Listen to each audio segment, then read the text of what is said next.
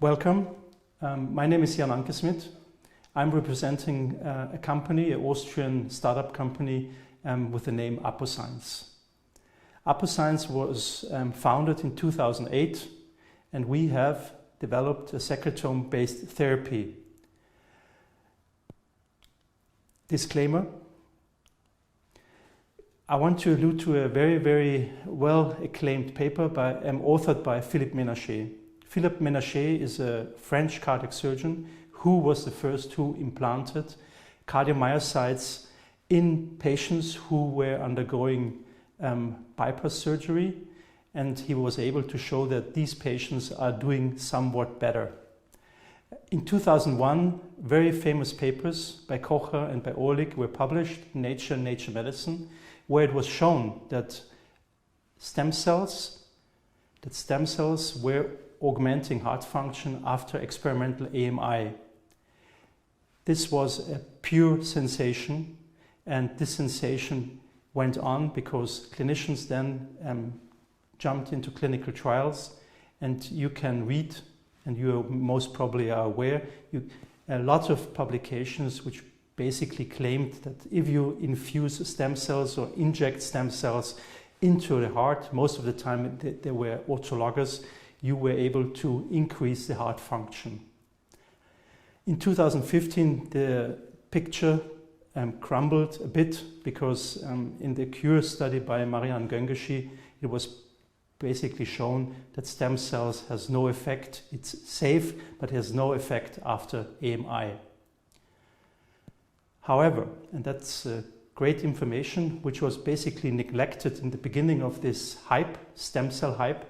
There was one scientist from Duke University, Mr. Gnecki, as first author, showed that basically paracrine factors from mesenchymal stem cells is augmenting heart function.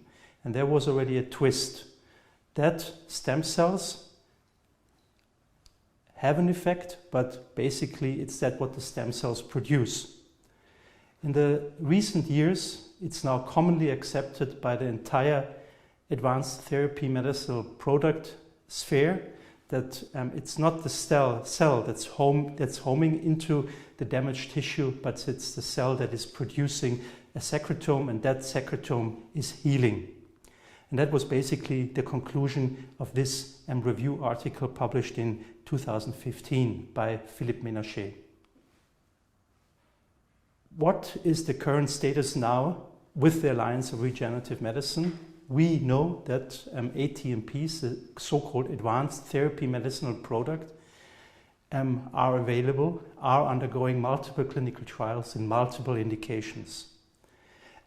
They are produced under GMP, under a specific jurisdiction, and that is a EC regulation which was published in 2007.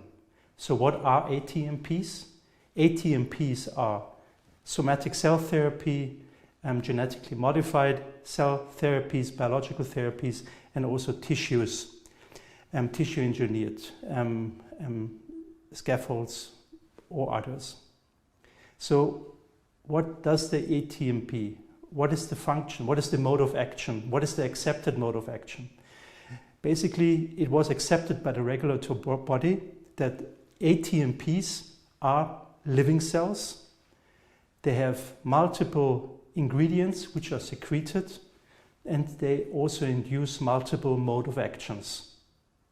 In conclusion, mode of action, multiple mode of actions, and also the ATMPs are having their effect via the paracrine factors. What has to be taken into account is that a double viral clearance is not possible. And the concept I will going to show you, which was developed in Austria, is that we are presenting here a novel class of medicinal product, and this is a biological. And we call this biological Apoec, and Apoec contains a myriad of exosomes, proteins, and lipids. It's cell-derived from white blood cells, from stressed white blood cells, and the mode of action is like with the ATMPs, multiple mode of actions which were defined. And Apoec, which is an acronym for apoptotic secretome. Apoptotic secretome from white blood cells can be produced via the autologous route, so patient for his own utilization, or allogeneic. But most important in comparison to ATMP, a double viral clearance can be performed. As you can see on this slide, we had two scientific advices, one with the PAI, Paul-Ehrlich Institute, and one with the Austrian regulatory body, and it was concluded that Apoec is a biological medicinal product. And for that we had to attain all the standards which are basically called upon within this European Union directives, which are here seen on this slide. Respectively, we also had to perform a stability program. In this next slide, I want to explain to you what Apoec is. Apoec is the acronym for apoptotic secretome. Transfusion units are worldwide utilized to donate blood. Blood is then basically separated into the red blood fraction or the plasma fraction. One fraction is completely discarded, and that are the buffets. So the white blood cells are discarded in all transfusion units worldwide. So what we then did was we utilized the white blood cells, irradiated these white blood cells, and cultured this medium with the white blood cells, cultured medium, for 24 hours in order to let these cells secrete all that what is good, what is meant to be good. After that, the cellular compartment gets discarded, and at the end it gets lyophilized. Lyophilized freeze-dried powder containing extracellular vesicles, exosomes, lipids, and proteins. In the left lower side of this slide, you see that the analysis of the donors is most important, and you can basically produce Apoec in the autologous fashion or in the allogeneic fashion. And that's what we did in our company. We directly went for the allogeneic product. That means that basically you're pooling the secretome of multiple donors. In our case, it's about 120. Then these cells get a certificate of analysis after lyophilization, and the quantification goes by protein quantification and validated potency assays. Of course, as I said before, you also have to initiate a stability program, and there we were able to see that our lyophilizate is extremely stable under very good clinical conditions. So it means with +4 degrees, this lyophilizate is transferable, remains its stability and its potency. In this slide, I want to show you the path to clinical application of our Apoec investigational drug product. This is a traffic light: function, safety, efficacy. Function. University research always goes for the preclinical research, the identification of mode of action, where you can show in your research papers why is your drug compound functioning. In the second step, it's yellow, it's safety. Safety is an issue of all regulatory affairs. They want to know, the regulatory body wants to know whether your drug compound, which is produced under GMP, is safe. That means you have to perform toxicology experiments, you have to show the regulatory affairs that you have done a good viral clearance, and you have a GMP facility that produces under good clinical manufacturing conditions your investigational product. And then at the end, there where we now are, we have got the efficacy. The efficacy has to be shown in a phase 1, phase 2 trial. And now in 2020, we are starting with our diabetic foot ulcer clinical trial. Preclinical research, phase 1 research, phase 2 research. First issue. Aposcience has the platform technology, and we have patented in 2009. And we have got this patent nationalized within the entire world.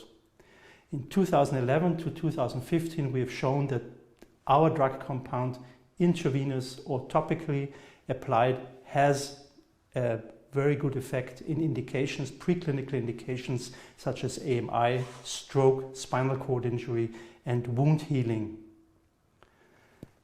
Wound healing was our first indication because it's the most feasible one.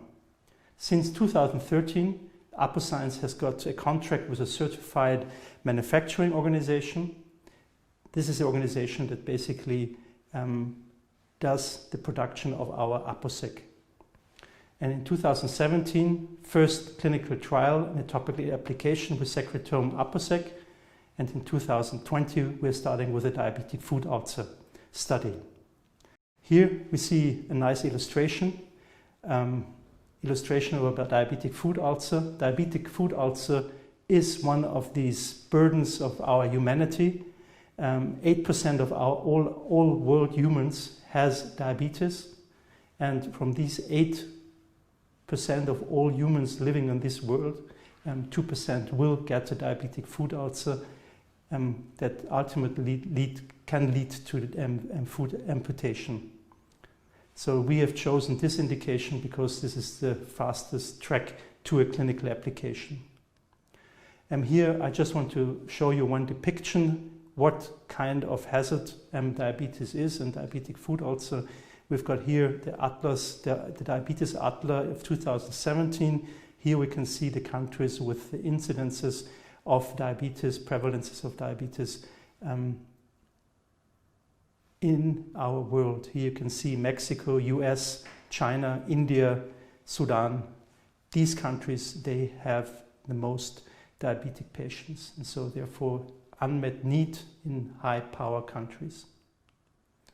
Why did we choose diabetic foot ulcer wound healing? Because we have a clue why this drug is functioning. We know that Apoec is inducing neoangiogenesis. It's causing epithelialization, also manipulates the immune system, and Apoec also contains antimicrobial peptides. The clinical trial is designed as follows. 12 patients will be trialed in the first 4 months, where we include 12 patients. 12 patients in the lead-in phase, and then we're going to have our rollout into multiple institutions, multiple countries within the European Union. This is a depiction how our compound looked. This is here Apoec as a lyophilizate, and this is the clinical entity which is examined in our clinical trial now. Just for information, our clinical trial is named MASIAS 2. At the end, I would like to make a summary. We, as Aposcience, have a disruptive platform technology. White blood cells, waste product of transfusion units, is the source of our secretome. We have a strong IP situation portfolio, which is going to have its validity up to 2037. We have a certified manufacturing organization, and most important, our product is an off-the-shelf product with low cost of good. So you don't have to expand somatic cells, you don't have to expand mesenchymal stem cells, you don't have to expand whatever cells you are currently using within the alliance. It's just white blood cells, which are a waste product. Multi-billion-dollar market, as I've said, diabetes and its sequelae has a tremendous opportunity if this therapy is working. Last, smart management. We were able to get a therapy, a secretome therapy, through the agency, and now we are in the approved phase 2 trial. Near-term milestones, of course, the results are upcoming, and we are looking for partners.